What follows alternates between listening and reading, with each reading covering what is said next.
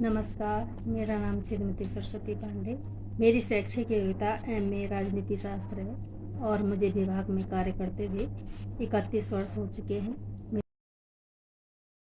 मेरे जिले का नाम टिहरी गढ़वाल है और जिले की विशेषता यहाँ पर टिहरी डैम, टिहरी झील है, डोबरा चांटी पुल है और इको फ्रेंडली पार्क धनोल्टी है। इसके अलावा यहाँ पर रिवर राफ्टिंग होती है और कैंपिंग होती है, जहाँ पर देश और विदेश से बहुत सारे टूरिस्ट आते हैं। यहाँ पर अगर धार्मिक स्थल देखा जाए तो माता कुंजापुरी का मंदिर और सुरकंडा माता का मंदिर, इसके साथ ही घंटाकर्ण देवता का मंदिर यहाँ पर बहुत प्रसिद्ध है, जहाँ पर बहुत भीड़ लगी रहती है पूरे वर्ष भर। इसके अलावा मेरे स्कूल का नाम GUPS राजकीय उच्च प्राथमिक विद्यालय पाली पालकोट है और मैं यहाँ पर प्रभारी प्रधानाध्यापिका हूँ। मेरे विद्यालय में 13 छात्र छात्राएं अध्ययनरत हैं और मेरा विद्यालय दुर्गम क्षेत्र का विद्यालय है। मेरे विद्यालय की समस्या ये है कि यहाँ पर जो बच्चे थे पहले, तो वो रटंत प्रणाली पर आधारित थे। वो बच्चे केवल लिखना और उतारना इसको ही कार्य मानते थे। अगर उनको याद करने के लिए दिया जाता तो इसमें ज्यादा रुचि नहीं लेते। इसमें धीरे धीरे और इसके साथ ही वो बच्चे संकोची स्वभाव के भी थे, क्योंकि वो अपनी बातें व्यक्त नहीं कर पाते थे।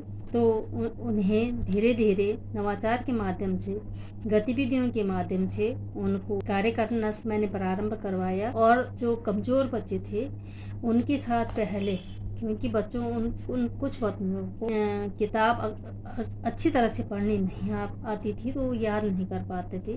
उनकी समस्या समझ करके, मुंह से बोल करके पहले प्रश्न बोला, फिर उनको प्रश्न याद करवाया, फिर उत्तर याद कराया, फिर उनको समझाया कि केवल जो किताब में नहीं, किताब में ही है या उत्तर वही नहीं होता, आप अपनी तरफ से भी उत्तर बना सकते हैं। तो इससे उन्हें काफ़ी लाभ हुआ।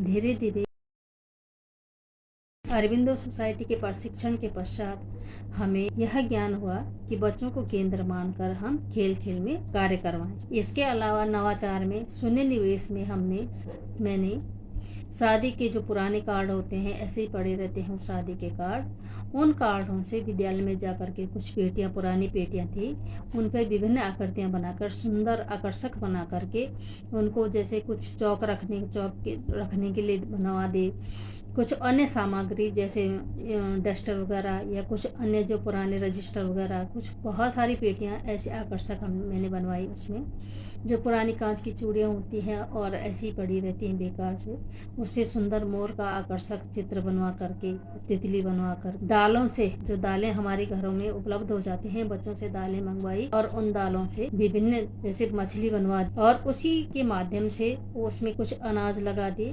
और खरीफ की फसल तथा रबी की फसल का उनको ज्ञान दिया कि इस प्रकार ये फसलें खरीफ की होती हैं, ये रबी की फसलें होती हैं।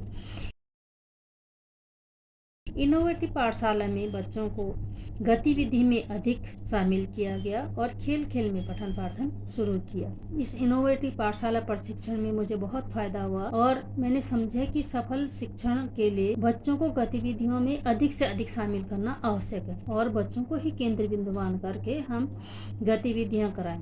इससे बच्चे खुल करके अपनी बातें बता पाते हैं और वो अधिक से अधिक उस चीज में शामिल हो पाते हैं। मुझे खुशी इस बात की है कि मैं अरविंदो सोसाइटी, जो कि दिन रात छात्र हित के माध्यम से राष्ट्र हित का कार्य कर रही है, इसका मैं एक छोटा सा हिस्सा हूँ और मैं धीरे धीरे अपने बच्चों को जब सभी गतिविधियों में भाग लेने के लिए प्रेरित करती हूँ।